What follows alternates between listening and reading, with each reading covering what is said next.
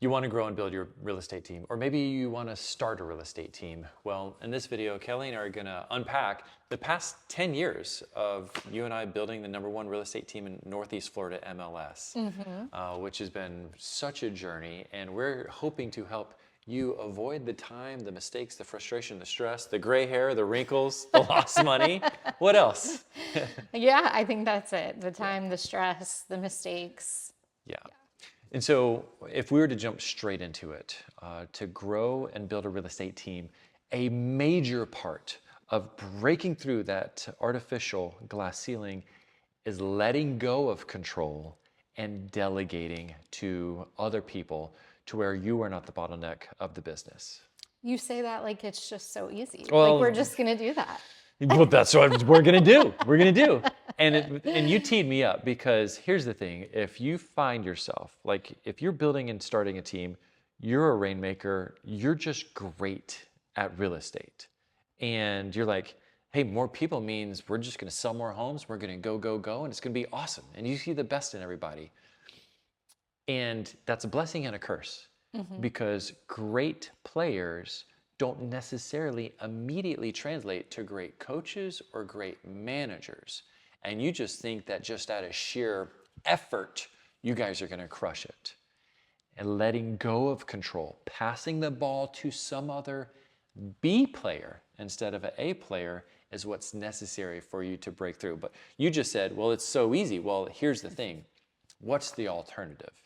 Because if you don't pass the ball to other players, eventually you're going to get injured, you're going to be exhausted, you're going to become resentful, and then you're going to be like, I don't ever want to play the sport anymore again. So there is no the alternative is either burnout, the alternative is either just stay the same, or you're going to let go. You need to let go of control and delegate. Is that fair? Fair. Totally fair. Cool. Yeah. If we were to give the cliff notes for the high D's out there that are like, hey, just like give me the answer. What kind of cliff notes would you say as bullet points are through this conversation we're about to have? Communication is going to be the largest part of delegating. Right. And there's phases of communication, but I think starting out the right way and over communicating is step one to an effective relationship where you can delegate, and trust is the second key. The communication is what develops trust. Yes. And then as trust grows and builds, that's what allows you to begin to let go of control. But mistakes are going to happen. For sure. Yeah, we've learned that, but I think that's also comes along with the trust. Just knowing mistakes are going to happen and that it's going to be okay. And then on the flip side, from the person that's being delegated to, knowing that you're going to make mistakes and that there's trust on the other side that we're going to figure it out and just work through it. But everybody having the realization that, hey, some things are going to fall through the cracks, but we're going to figure it out and we're going to make it better the next time. And then to anchor just the overarching theme is you as the team leader should get very clear on what the most important thing is that you should do. Stay in that zone and go focus on that and do work. Because when you are idle, a lot of times idle people want to put their fingers back in past jobs that they should have delegated and leave it alone. Right. So if you begin to find yourself micromanaging, that means like you're not focused on your best use of time. And I think the last thing, just for the high Ds out here, that we can kind of get into, watch this with the person that you're delegating to, whether it's your transaction coordinator or it's your director of operations or your chief of staff or your marketing manager, whoever you have.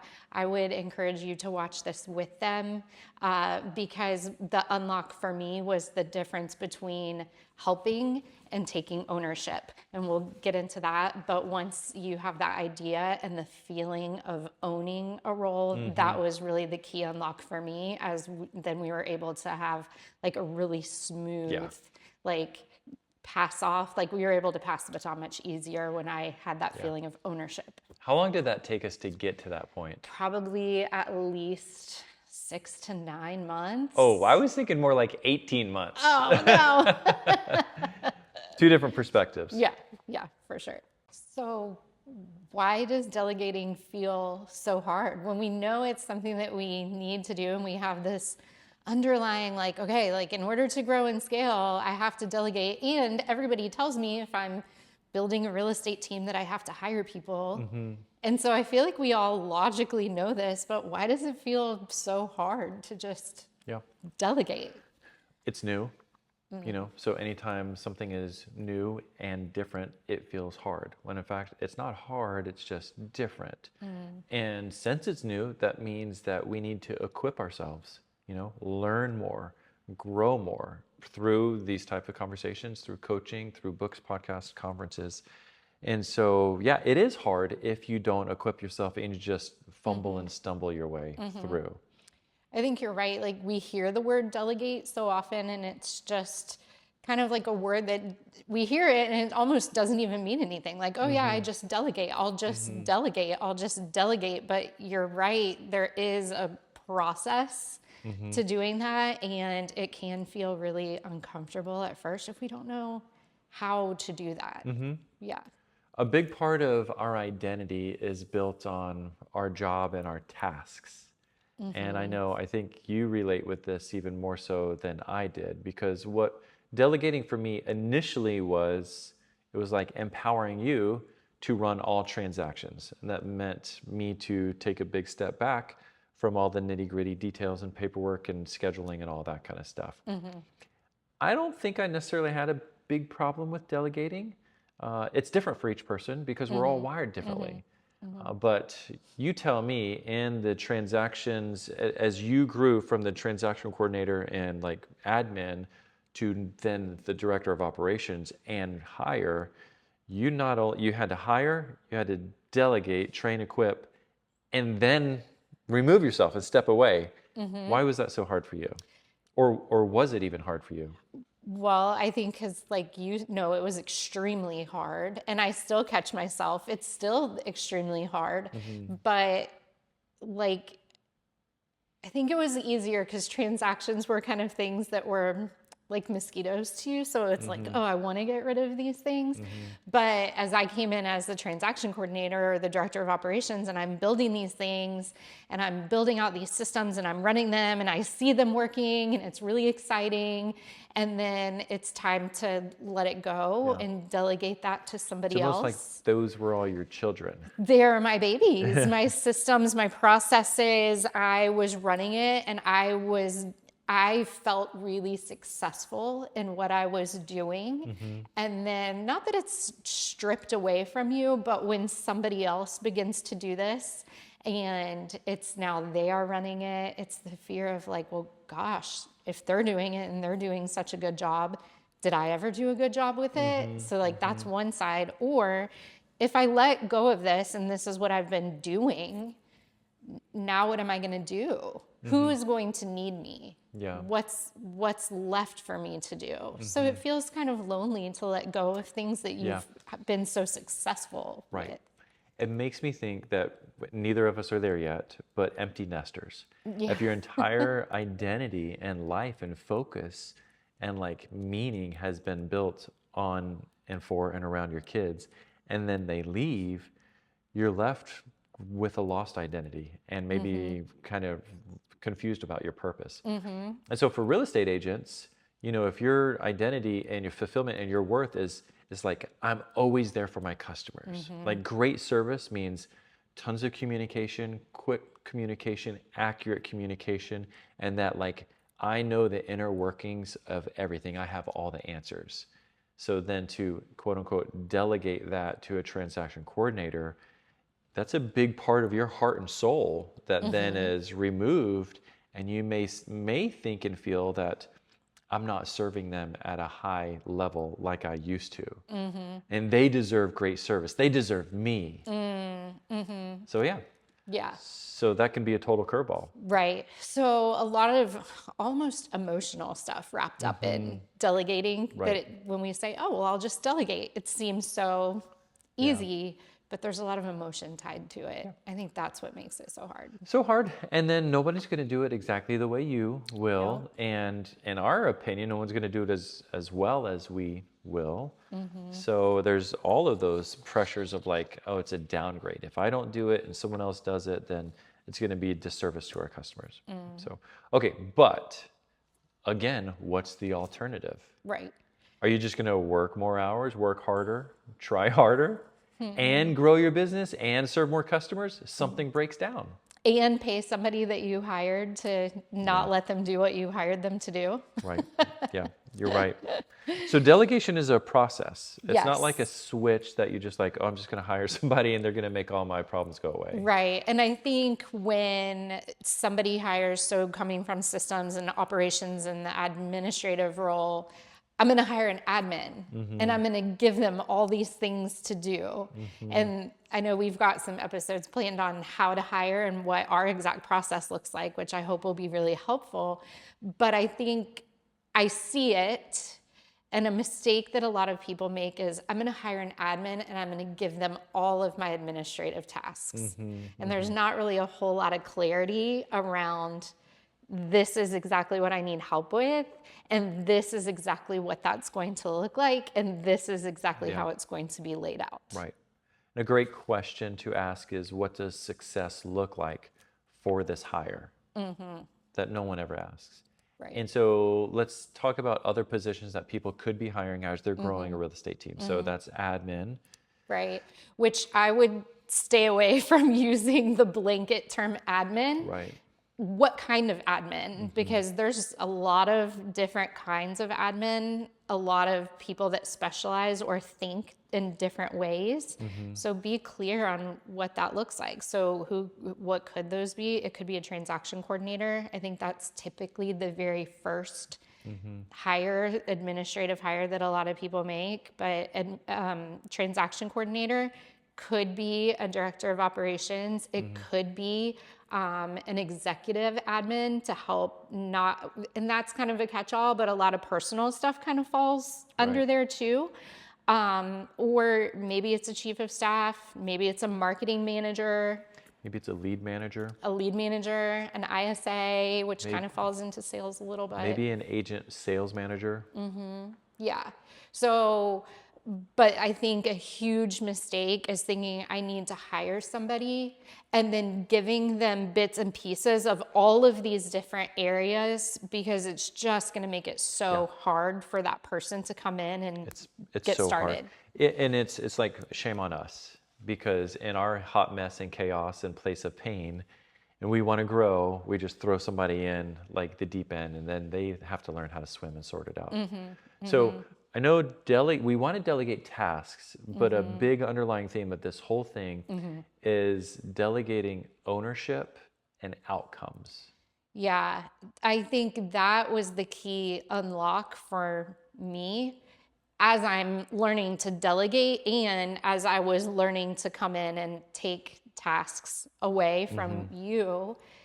It wasn't just, here's all the things that I need to do. Yeah. It was a mindset shift of, I am now taking ownership of this aspect of the business. And if I am not going to do this, it's not going to get done. No one else is going to do it. And I think that clean break really helped me be like, okay, like I own this. This is mine, and I'm going to make it, what I want it to be and how it will be the best as possible for the team. But nobody else is going to come in and rescue me or help me or save me. It's mine to figure out and run. And I think once I had that kind of thought process that like, Josh is handing this to me, so don't go ask him 40 million questions because he doesn't know. That's what he brought me in for. Right. So that was the mindset shift for me of being brought in as a transaction coordinator. Oh, well, I'll be trained. Or, oh, if I don't know, I can ask a question. But not thinking like, well, Josh brought me in to figure all this out, not to tell me every single thing that I need to do.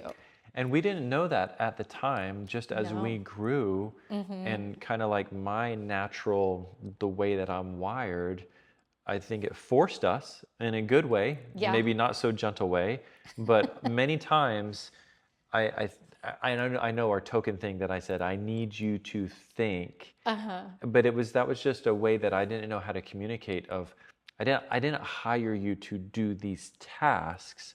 I hired you to understand the goal, the desired outcome, and then own the entire process. Like you are the CEO of this micro business, and I empower you and encourage you, and I'm here to help you, but I need you to run with it. Right. And once I had that, like we went to a workshop and I heard the way somebody else said it, it clicked. Where it was like, this is yours, own it. Yeah. And I'll take it as far as I can until I absolutely need help, but go as far as you can, develop it, and then once you need help, have options and like being able to communicate exactly what you need back to the person you report to. But it's not just delegating and passing off tasks. It's a complete understanding of both sides that there's ownership of this. Right. So how was that for you, passing off ownership? It takes time because things are going to go wrong, and we were not even yet on the same page. So just know, like, the relationship and the investment into the relationship and that position in the business just takes time, because you're going to make mistakes just like I'm going to make mistakes. You also need time to understand the goal and own the results, and then begin to like kind of work out your framework and understanding of what needs to get done. So it was kind of like a back and forth. It's like maybe 2 steps forward, 1 step back. It's me pouring into you, not just with the task of like, this is how you do this, but then saying, but this is why we do it, giving you a much larger understanding of what is happening. Or this is, hey, I'm going to do this. This is how you do it. Hey, why don't you send this next email? So it's baby steps. And as you begin to earn some reps, we also earn trust. Now, the biggest place that was the breakdown that we just didn't realize was the communication was like the big anchor holding us back. Because I wanted to let go. I wanted to delegate. I think you also wanted it hesitantly. But our gap in communication is what really sabotaged things until we had that breakthrough. So before we dive into the communication, because that aspect is just so huge, I think what else made it easier and like the process of delegating was I only got one little piece at a time. And so when I can learn that, learn everything about it, and then own it, then it was like, okay, now we're going on to the next aspect that I'm gonna hand off. We'll do this together. You'll see how it's done. And then you're going to do it while I watch. And then you're going to do it by yourself and own it at that point. So I think, for us, it started out with entering listings into MLS, which was, like, okay, but it's a thing. There's a process and a system for the way we do that, and I had to learn it and understand it. Ordering marketing materials, and then it moved into working with actual customers on the listing side, then working with customers on the buy side. But all of that was I felt methodical. Yeah. To where I was just That was exactly my plan. I'm sure. But I think, and it probably wasn't, but it played out that way. And I feel like it was really important that it did play out that way. And it wasn't just like, hey, Kelly, you're my new admin, and this is how we do listings, and this is how we work with buyers. Oh, and I need you to order marketing material, because for an administrative high C, which are those personalities that we typically hire to delegate things off to, if you're throwing all of that at me at once, my like high C, when we're talking about the disc, my brain, it just can't handle that, because I'm trying to like organize and systematize everything as you're telling it to me. Yeah. So how you picked one thing and then we progressed from there was so helpful. I remember it was at some points painstakingly slow. And that's where I also learned patience. And then we also heard somewhere of having a patient sense of urgency, because the benefit is all through that painstakingly slow building, communicating, relationship, trust, then every additional task that was then delegated was faster. Right. because then we learned like our language and kind of the framework. And so now, I can delegate something to you now that would be just a monstrosity that probably would have taken a year, and now you could probably knock it out in a week because we have that framework and trust. Right. And that framework and trust was really through the communication. So we can kind of dive into that aspect of it now, which probably at the time we didn't realize how important it was. No, not at all. I mean, you have to have somebody that can read your mind, and that's exactly how you were to me, right? You read my mind, and I didn't even have to communicate to you that I wanted you to read my mind. Communication was, I think, for everybody out there, and hopefully this gives you hope, communication was so painful at the beginning. Like it really, and I think cringy, and even as we're like going into new things, the one I remember just being the worst was delegating off like the finances and the systems, creating the systems for the finances and the money and all of that. That was probably the absolute worst. But I think at the very beginning, it's just like, hey, we're gonna do this, and like I want you to be the transaction coordinator, right? So that was like my first. I came in as an assistant, I don't know, licking envelopes. And then it was like, okay, you're gonna have like this whole aspect of the business where you're gonna work transactions, and you're gonna talk to customers, and you're gonna talk to lenders, and you're gonna talk to title companies. And these are your customers who trust you, And so I think ownership of, if this is going to happen, it's because I'm going to make it happen. And I remember you would be like, hey, did this happen? Did this happen? Did this happen? And I remember being like, well, I'll tell you when all of it happens. And that absolutely was not what you were looking for communication-wise. Right. And I think it was just, we were on we just had different expectations that we had not communicated with each other. And we spoke different languages. Yes. The language you spoke was so normal and natural and obvious. The different language that I spoke was the same, and yet we didn't have like a translator. It wasn't going across to one another. So for me, since we were building our trust and relationship, it wasn't like, it's like, hey, I fully give you ownership of this, and I need to have some updates. Because for me, if there were no updates of, hey, I sent off this inspection report. Like you would have sent off an inspection report, and you'd be like, okay, cool, I owned it, I did my job, but didn't communicate that to me. Right. For me, it was an open loop of, did she send off the inspection report? Did she forget? Does she have questions? Like, what is happening? She probably forgot. And then it's all these other stories of, oh, is she the right one? I can't trust her. I should just go in and do it myself. It's like this whole additional book and chapters of the book being written. All the meanwhile, it's completely off your radar. You're like, I sent off the inspection report. Cool. What's next? I did it. Yeah. And so I think that was the first key unlock, and the term we use. And we use it with everyone on our team, because communication, like we had to delegate everything to everyone on our team. Right. So this isn't just for rainmakers and admin. Right. This is for the agents and how all of us communicate, and our VAs and everyone.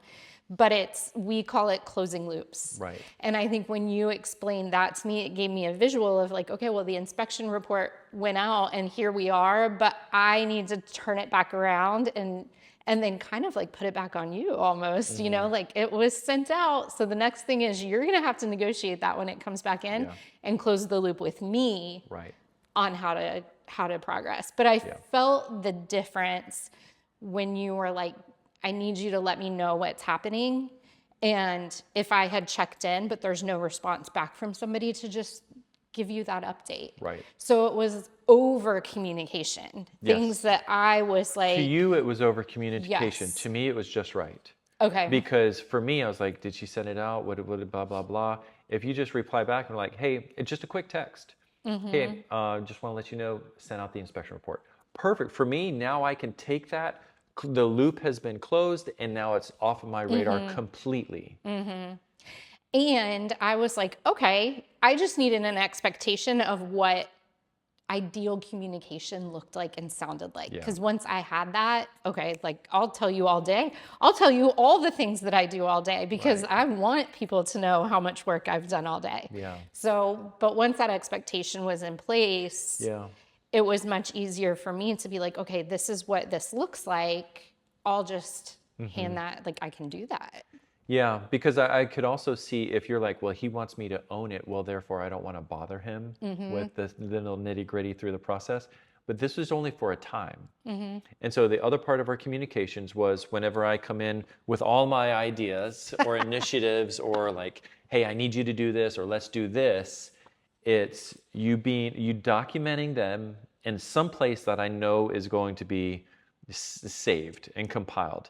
And then rather than me turn around and leaving the office and like you have all of these like things and initiatives, it's like, okay, before you leave, Josh, help me understand the priority of these different items. Like what is an idea? What is important? What is urgent? What out of all of these should I be focused on today? And if this is the one I'm focused on today, then also when is your ideal deadline or timeline? And so with those 2 or 3 additional questions, because for me, I was like, I had the priorities. I knew what was important. I knew it was just like a silly idea. And like, obviously you understand too, right? And I would leave and then like 2 days later, I'd be like, hey, where are we on this? And you'd be like a deer in the headlights. Right, because that wasn't my priority. Right. And I'm this like, other one. this is incredibly important. And you had no idea. Right. So I think those 2 questions would be, hey, add this idea that you have or initiative, how important and urgent is it? So then you can understand that. And then what is your goal with the timeline and deadline? Those 2 questions changed everything. Yeah, because I was clear on what to do and I would just get it done. Yeah. But And then you were able to close loops along the way. Like, hey, just heads up, I sent this out. Hey, heads up, this person got back. I haven't heard back from this person, but I sent another call, text, email, reminder, and all that kind of stuff. Another great thing through our communication, and I still do this with a lot of people today, is through processes, I want everyone to know who clearly owns that current stage of the process. And we call that who's running with the baton, who's carrying the baton. Like, is it you? Is it me? And more oftentimes than not, the person I'm asking who's running the baton, they're like, oh, I thought maybe you were or someone else was, or like, but I'm not clearly running with the baton. And I'm like, oh, I thought you were running with the baton. And at that point, things fall through the cracks. Right. Or it comes to a screeching halt and no one's doing anything. Right. Yeah. So closing the loop, asking priorities, deadlines, and then who is clearly running the baton right now. Man, if you and I could have started our relationship with that, and this is the beautiful thing. Once we established relationship, framework, communication, trust, then I no longer needed updates. Like at that point, Kelly is fully running with this. I trust her. She's capable. She's competent. She cares. She understands. I don't need the updates anymore. But it took the process to get to that. Right. And so the communication was what led to the ultimate trust. And the trust is going to be the key part leading kind of into the next thing that we're talking about is one of the other challenges that we faced was handling mistakes. Because mistakes are always going to happen. Right. Now, I don't ever want to admit that I make a mistake. And that was part of the other problem too. But like having trust and then having a mistake happen and Does like it how break do the we trust? deal, does it break the trust or how do we make sure that it doesn't break the trust Right. and things like that. So I was fully guilty of something would happen and I would be like, oh no, this is bad. I have to fix it and I'm going to fix it before Josh finds out so he wouldn't even know that something bad happened. I'm going to come in and fix this. And that's never how it worked out. Like you are all knowing and you would find out everything. So how was that kind of on your end when mistakes would happen? I don't think I had a problem with mistakes happening because I knew mistakes would happen with myself. And I think this is a larger narrative is if you're not okay with mistakes happening and you think everything's going to be perfect because you're perfect, then you're never going to delegate anything. You're never going to let go of control, and you are going to be the bottleneck. So you just have to deal with it if that's your way.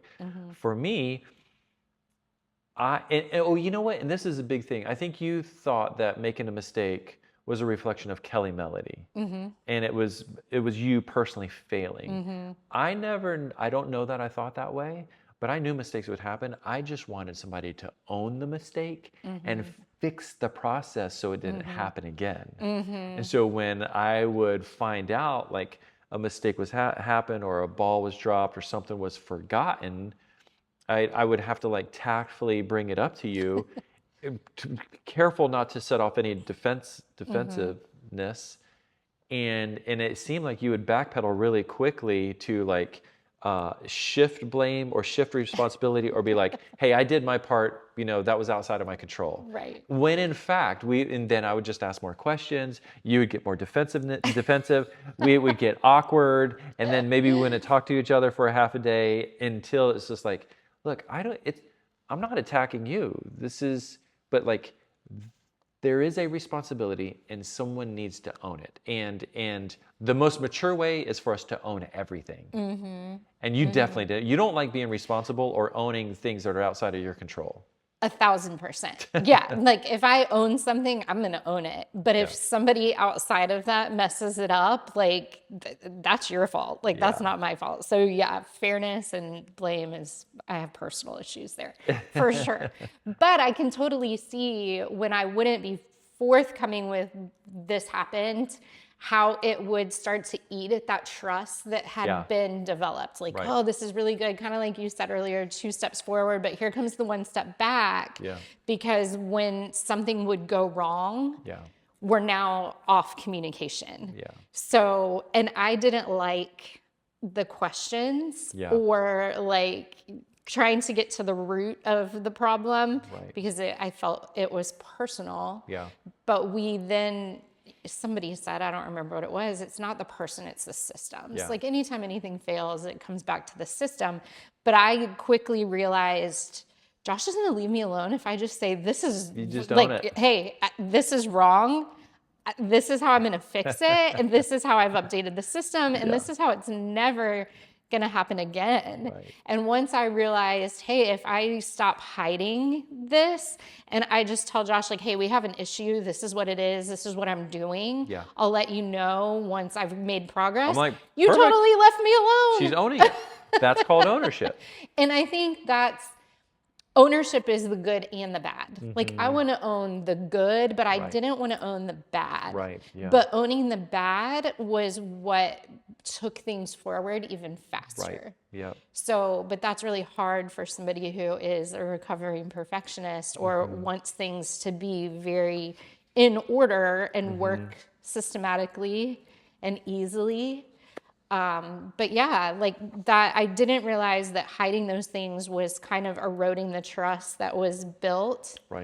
But once I realized like, man, he's going to leave me alone. If I just say, hey, this like blew up, we'll blow things up all day.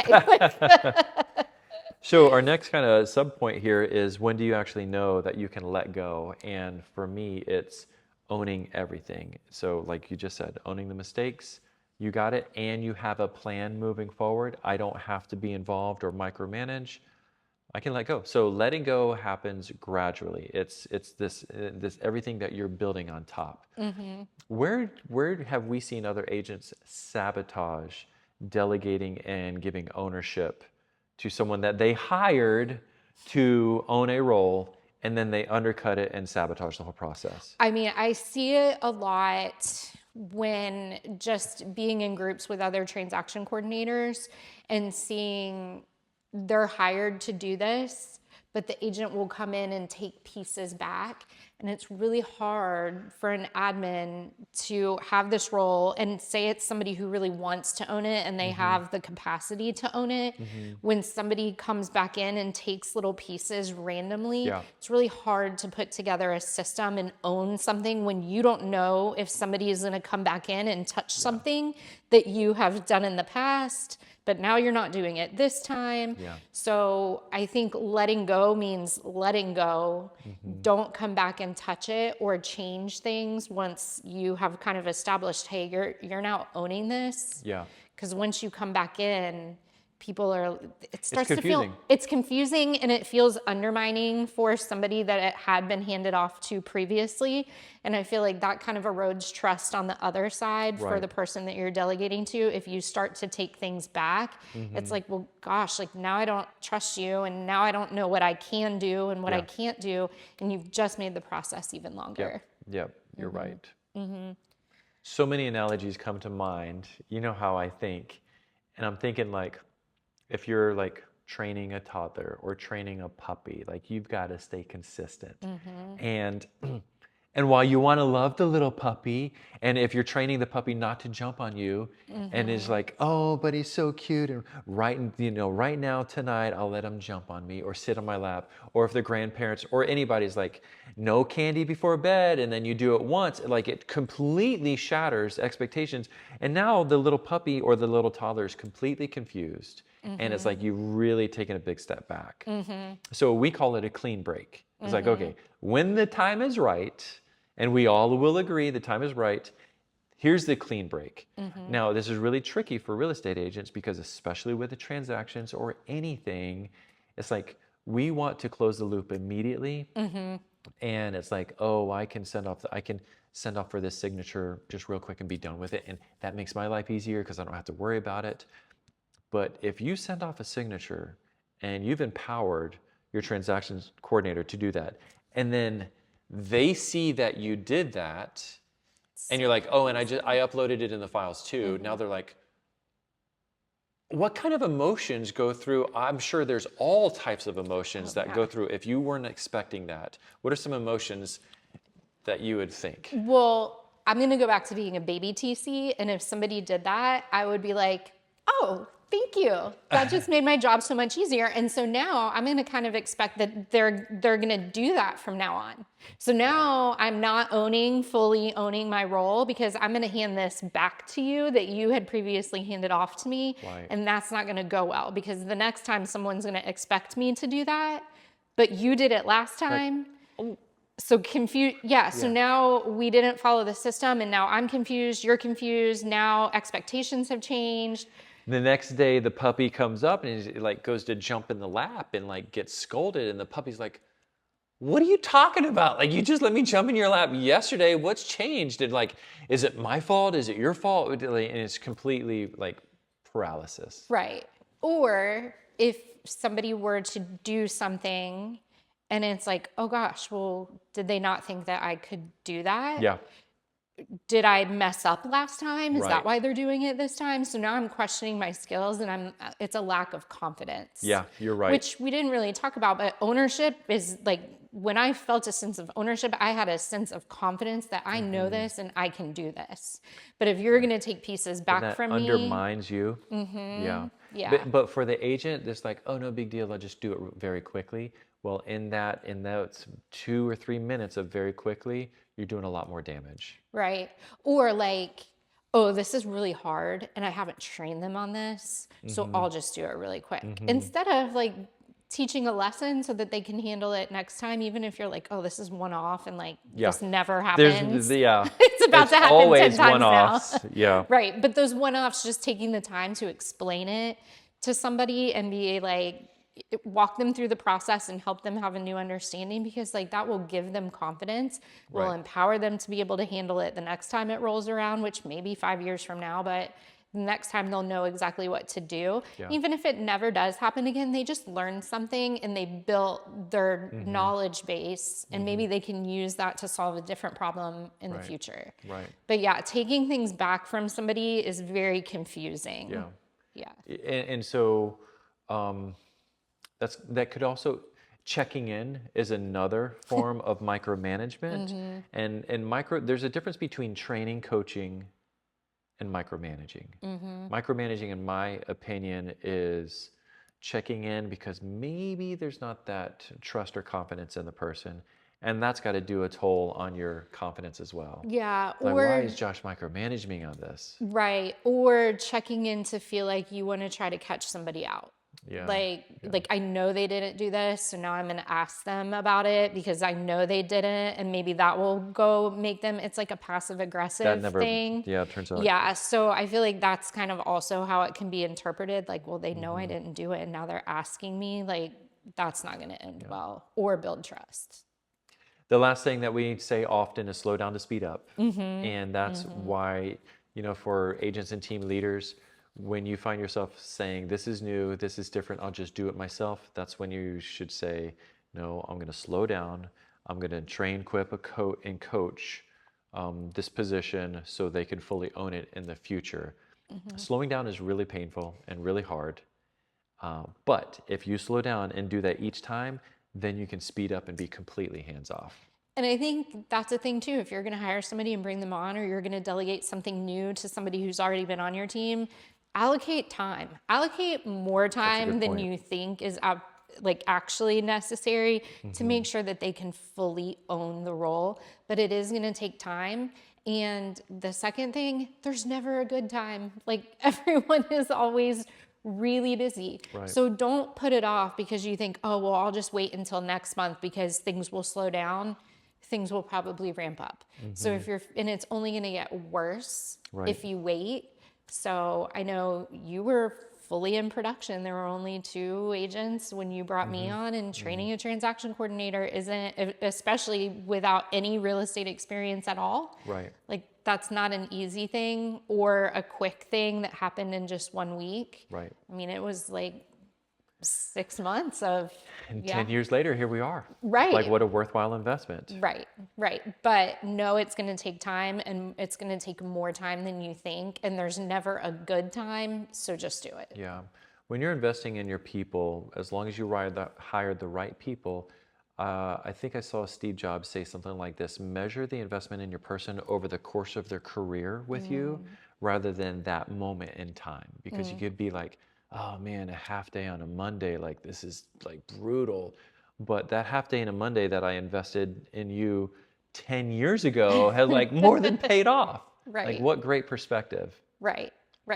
Another thing that I want to say as we kind of wrap this up is you and I catch ourselves often of when we do have an opinion about how someone else is doing their job or task or role, and when we are convinced that our way is better, where we really have to hold our tongue and give them space and let them process it, figure it out, and even take their direction without even giving our opinion. And why is that? Why is that important? Well, because they have to learn, and we all learn by doing. So I can give you a theoretical like overview, or I can give you my paper on the standard operating procedure, but no one's ever going to actually learn something unless they learn by doing it. But if I tell you what to do, I've taken ownership back. Right. Yeah, you're right. And then empower them through that as well.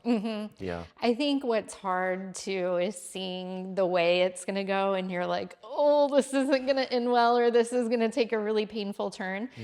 Letting it happen versus jumping in and saving, because 1, you'll take ownership back, but 2, I feel like we learn by doing, but we learn best from our mistakes. Right. So don't swoop in and save the day and be the hero. Right. Let them work through that painful process, because that's probably something that's really going to stick with them and be one of the great lessons that they learn. There's a lot of things I would change about a lot of things. And I have a lot of opinions of how to make things better and different. And I intentionally don't say anything because that's taken my delegation back. Because we can smother people with our way, and then they will be slow to make their own decisions and second question all of their decisions, and then start running it past Josh. So if I nitpick, say, our social media manager to death, then they're not going to do anything on their own. And then they'll start running everything through me, which defeats the whole purpose. It's like, okay, do I really want to have control and be the decision bottleneck of everything? Or is 75% good enough and the other stuff I'll just let be because there's freedom and scale and growth on the other side of that. And that's what this really comes down to. Yeah, absolutely. If you need everything to be perfectly your way, well, congratulations, you have all the control and your business is where it is. And now you're paying somebody to not do what you hired them to do. Yeah, great So point. there's a You're wasting financial money. aspect to it too. Yeah. So the whole thing is not you making every decision. It's you building trust and communication and relationships for a system that makes decisions without you having to be involved. Yeah. Yep. So what are some of the next things we're going to talk about in the other videos? Some of the next things. Okay, so we talked about delegating and giving up control. But what if that entire process lives in your head? That's going to make it really hard. Like we just said, like if I'm going to tell you everything, be a mind reader. Yeah. Or like, here's my standard operating procedure. I'm just going to hand this to you and now I want you to go. Yeah. None of that ends well. So what is kind of the more in-depth process of delegating and handing off, and how you can create systems that makes that process a lot easier? Yeah, perfect. Okay, cool. So we'll see you on our YouTube channel or also any podcast platform. And anything team related, whether you're thinking about starting a team, building, growing a team, or you're frustrated with leading a team, that's mine and Kelly's area of expertise. We love it and we're passionate about it. So as you have questions, reach out to us and we'll see you in the next conversation.